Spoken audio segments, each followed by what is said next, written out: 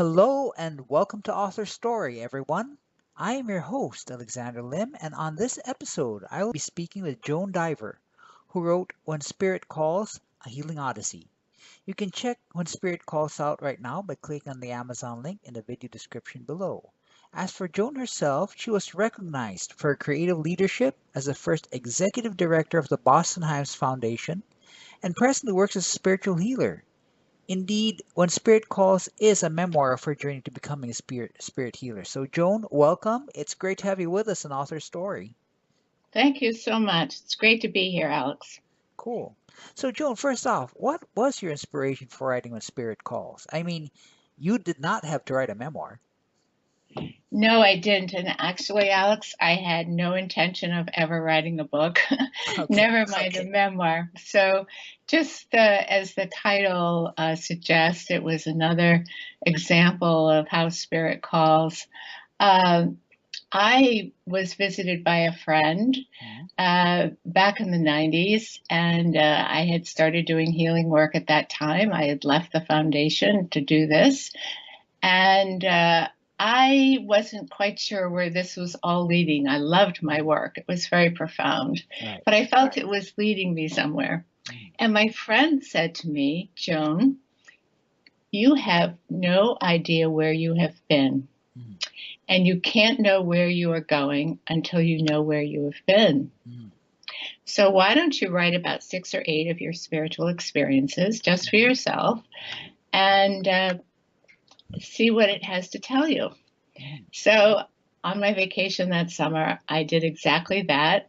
I sat under a tree with a notebook and a pen. And what came out was the first line of what is now the book, When Spirit Calls. It came out as a story, so it was not intended. And it just worked at me over the years. Okay, so like this, so you mentioned that this came out in the 90s. So this book was something like 2 decades in the making. That's right. 24 years from the time I started that first sentence until the publication date, September 4th, 2018. Okay. So wow, this is really a long gestation period. That's right. Very long. Very long. So Joan, this is essentially a memoir, as I mentioned earlier, and it details your journey of spiritual discovery and development. Now, I know you were an executive director for a foundation, which is kind of the position that a lot of folks would aspire to tell them, they've arrived, quote unquote. That's right. White collar, managerial, and you're responsible for distributing millions of dollars worth of grant money. But your road right now does not follow this path of social success. What started you on the road that you're presently on? I had a bad back situation that started really in the 1970s. And I had an operation that wasn't very successful. And I kept looking for alternatives. So that started me on this path of discovery of acupuncture, acupressure, meditation, affirmations, etc. And then 8 years later, I had another operation. And this was because I coughed in the middle of the night. And I blew out a disc. Ouch. And it was very ouch. And I stayed at home for a while and had acupuncture treatments and so forth. And then I had a miracle surgery, actually. And when I came home, I started having these unusual experiences of light appearing to me in the night. But I opened my eyes and it would disappear. And I wasn't sure, what that all meant. So I asked a psychic,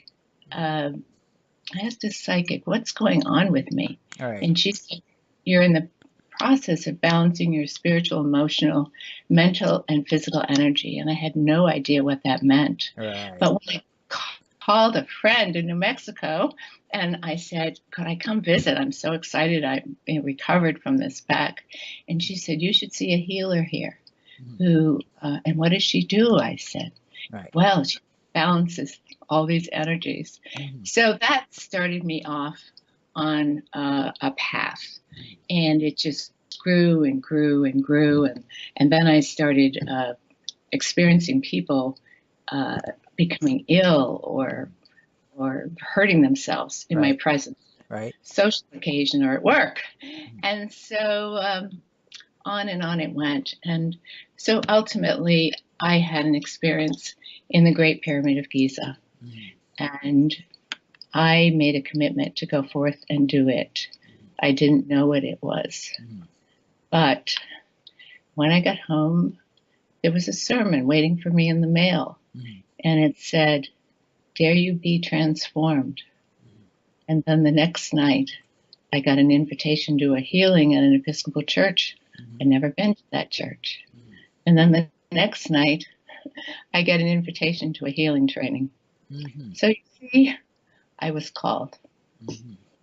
All right, and it seems that things happened one after another.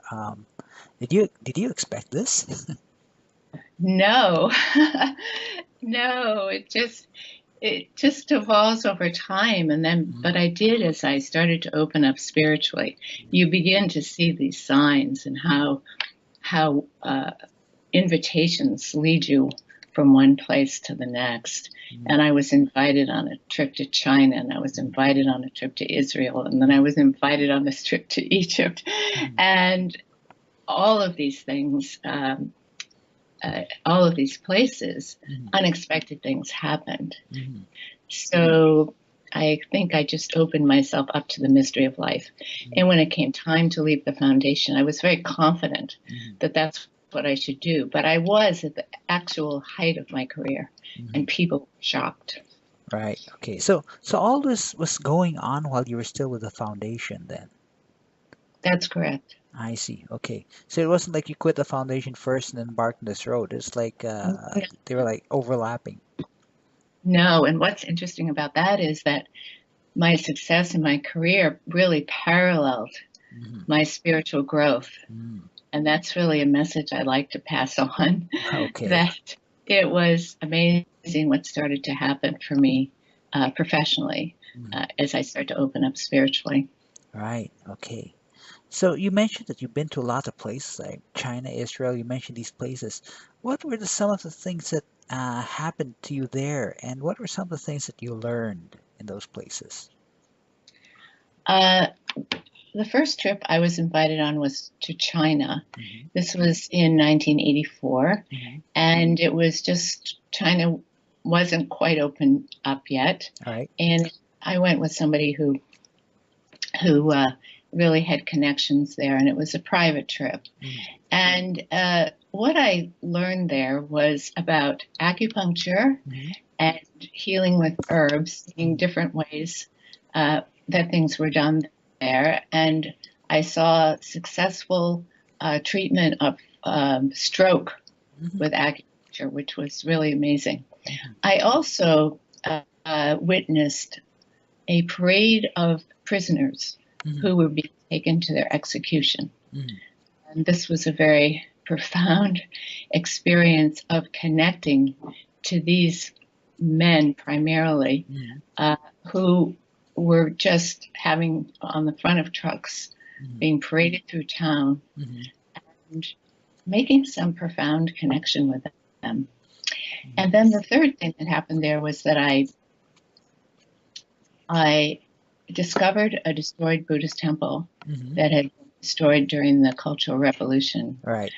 And it was, I felt like I had been there before. In Israel, I was a guest of the Jewish Community Relations Council, and it was a social political trip. But I kept having these spiritual experiences while there. They were gracious enough to take us to various Christian sites in Israel, but the most profound for me was when I felt led the minute we arrived in Jerusalem to leave the group. Right. It was early evening, and to walk off to the Church of the Holy Sepulchre in the Old City. and I actually had no idea how to get there. And I still don't know how it happened. Okay. And there I just was able to connect with that energy that is in the tomb of Jesus. And then the trip to to Egypt, that really changed my life, because that commitment that I discussed earlier, that happened in the sarcophagus in the King's Chamber of the Great Pyramid of Giza, it was a commitment to go forth and do it, and I had no idea what it was. So each of these opened me up in some deep way. All right. Okay. And so, I mean, years later, decades later, what is that it that you were supposed to do? So at first I thought it was the spiritual healing work, because that's what came up right after. I was invited to that training. I did it. I started working with people. But when my husband finished the manuscript, reading my manuscript, he came to me and he said, "This is it. This is it." I said, "What do you mean this is it?" Okay. And I got it. The book was it. Okay. And then when I received the final copy of the book, and I read through it. This is from the publisher. All right. And I read that portion of the book where I say, "With full faith and trust, I will go forth in thy service and do it." All I right. broke and cried. And so I thought, this is it. And Okay. in a way, it is what we do every day. But this is the it, for now, at least. Okay. All right. I got that. So this was a journey essentially, and I mean, you had lessons learned, and particularly, I'm sure you had a lot of things to learn. With this kind of journey, I mean, I'm sure this would entail you falling down quite a few times. What were some of the lows that you experienced? Well, what you don't realize when you go off on a journey like this, perhaps, is that it's going to heal you. And in the course of doing that, it's going to bring up things that you might rather not see. So you're asked to face your fears.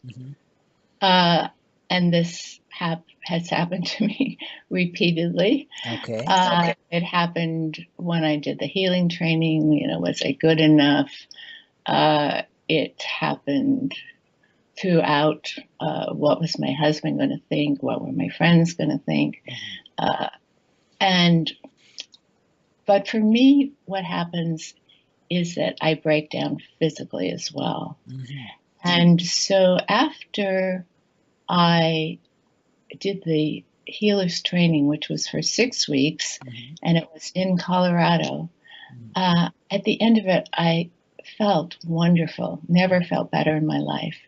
And then I returned home, and the next morning I couldn't move. Okay. And the reason I couldn't move was because my sacrum was moving all on its own. That's the bone at the base of the spine. Okay. And it was so painful. And then a few weeks later, I had another experience where my whole spine was moving. Okay. And this lasted for about 18 hours. It's as if I was having surgery right in my own bed. All right. And it took me months to recover from that.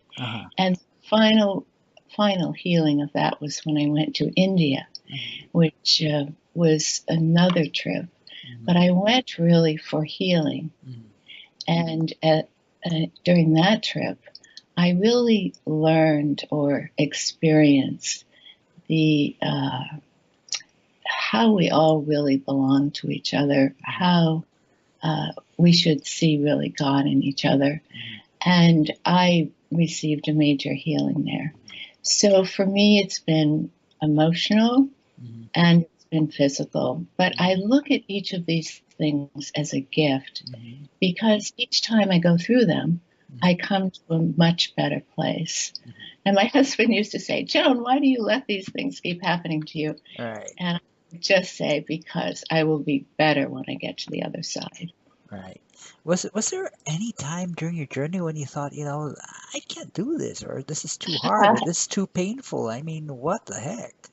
Yeah, right. What the heck? I would think that, but underneath it, I knew that I was being called to move forward. And I often have this feeling where fear and excitement kind of mix together and into some, what I call in the book, a ball of anxiety. And when I get that, I know I have to just keep moving forward, no matter what the obstacle is. And I've really been blessed that my husband has helped me and now sees my pattern. Okay. And when I get down and I say, I can't do this, he said, yes, you can. This will pass. You always get over these things. So, yes, of course, it's challenging, but I have that very deep faith that this is happening for a reason, and I'm going to be better as a result. Right. Okay. So I asked you about the lows. Now let me ask you about the other side of the coin, so to speak, the highs. I mean, what were some of the highs that you experienced in your journey? The highs are really when one can experience that very deep inner connection we have to the peace inside of ourselves, to the love inside of ourselves.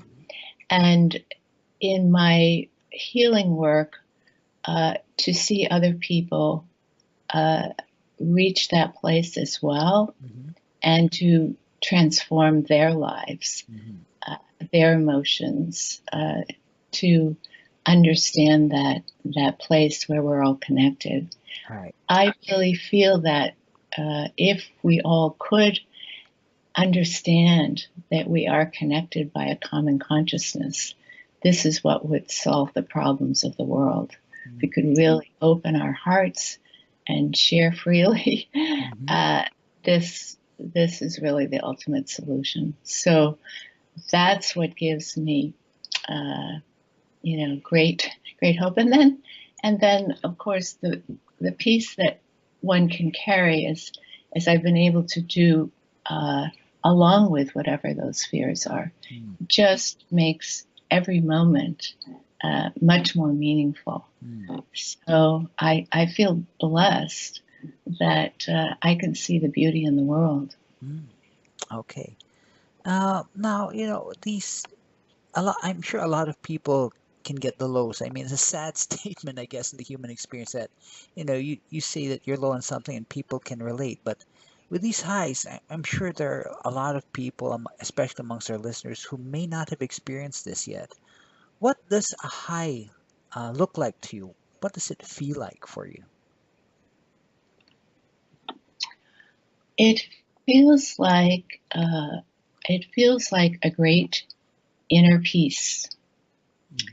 It feels like an awareness that there is a connection that there between us and among us all. It looks like being able to see those signs in our lives that are guiding us. I think it's often hard for us to actually follow some instinct we may have inside because it's scary. It might ask us to give up something or whatever. Right. But if we follow it, that can bring us a great gift. So I think for people, what it feels like when people look at a beautiful sunset or they look at a beautiful ocean, they feel connected. And so that's the feeling that one can have more and more of if we open to the possibility of our connection to one another and to the love that's really abundant in the universe if we could only experience it. Right. Okay. Got that. Okay, so you've mentioned your husband Colin several times just now, and I understand that his background was in law, which is very far from belief as a profession can be. That's How all right. how did he take your journey? I mean, what was he thinking about your journey? I think at first it was very threatening. Uh-huh. He was skeptical, as you can imagine, Hmm. and he was afraid that I was going to go off into the sunset and leave him. Hmm. That I would, go off to the desert or follow the guru around the world or something. Right. And he, but he watched me and he watched me change. Hmm. And I was having these spiritual adventures. I was, doing some past life work, etc. Hmm. And he saw this and he began to feel that he was being left behind. Hmm. So the beautiful thing was that he started doing things himself. Hmm.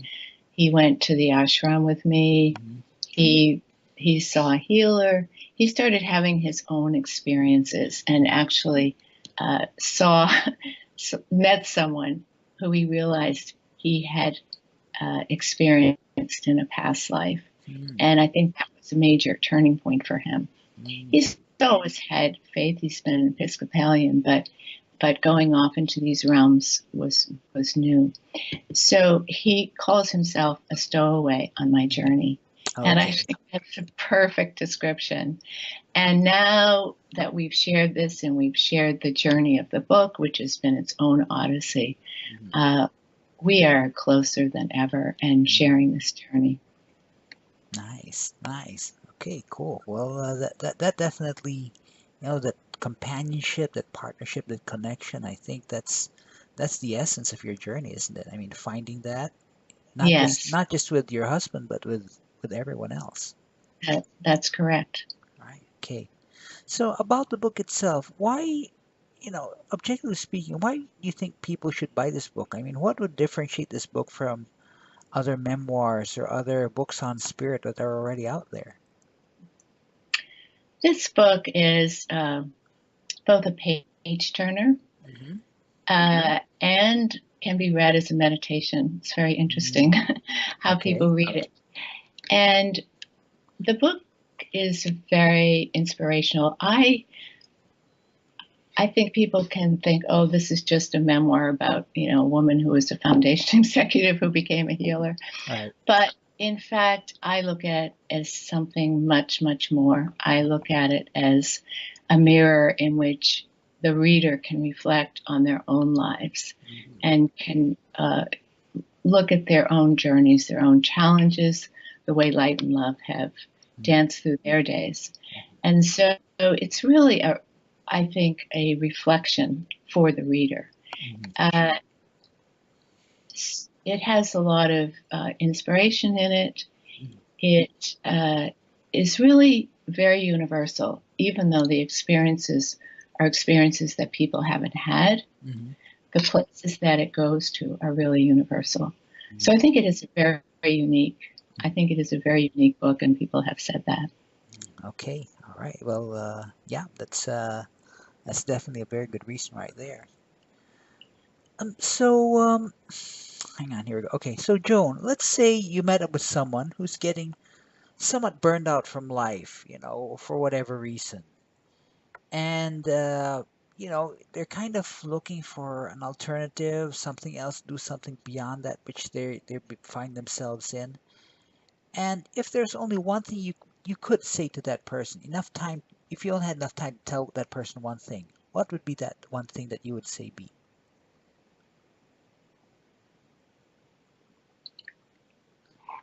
I would suggest that this person take time to be still. Hmm. By We, still, what do you mean? well, it would have to be whatever worked for them. Hmm. But I am thinking about taking some time out of that life that's dragging them down Right? And taking a moment, it could be for a meditation of, 5 or 10 minutes a day. It could be a quiet walk. It could be to go to the beach, whatever. But to step out of that, and they can do that for themselves. But the other thing I would say was to get help, to go to somebody who can give them a new perspective, that can give them a spiritual perspective, that can help them to move that energy that is dragging them down. So those would, I can only say two things. Those would be the two things. All right, cool. Okay. All right, fantastic. Well, Joan, in the last minute or so of this interview, are there any, last words of wisdom you'd like to say, maybe to leave with our listeners? Well, I would like to say that as I look back as to why I went forth in the writing of this very personal book, why I would do that, why would I bring it to publication? And the reason is that I hope that it would inspire people to look at their own fears, their own hurts, and to seek healing for themselves, to find peace for themselves, and thus find peace for the world, to love and to forgive, and to be open to the possibility that there is a guiding spirit that can help them through these turbulent times, and to be open to the possibility that we are indeed all one, that there is common ground, and that there is a common consciousness. Well, go ahead. No, I'm just going to say that would be my message. Well, that's a that's a very deep message right there. I mean, yeah, I mean, that's something that people really don't hear every day. All right, then. So, yeah. Okay, so in closing then, the book is When Spirit Calls, The Healing Odyssey. The author is our guest, Joan Diver, and you can find her book on Amazon. So, Joan, thank you very much for being on Author Story. Thank you very much for sharing your story. And for me, it was a pretty enlightening time. Thank you. Thank you for letting me share my story and my thoughts and for being such a gracious host. You're welcome. You're welcome. So everyone, go on ahead right now if you want and check out When Spirit Calls. And if you want as well, go ahead and subscribe to our channel. So catch you guys all next time on the next Author Story weekly interview with another fantastic author.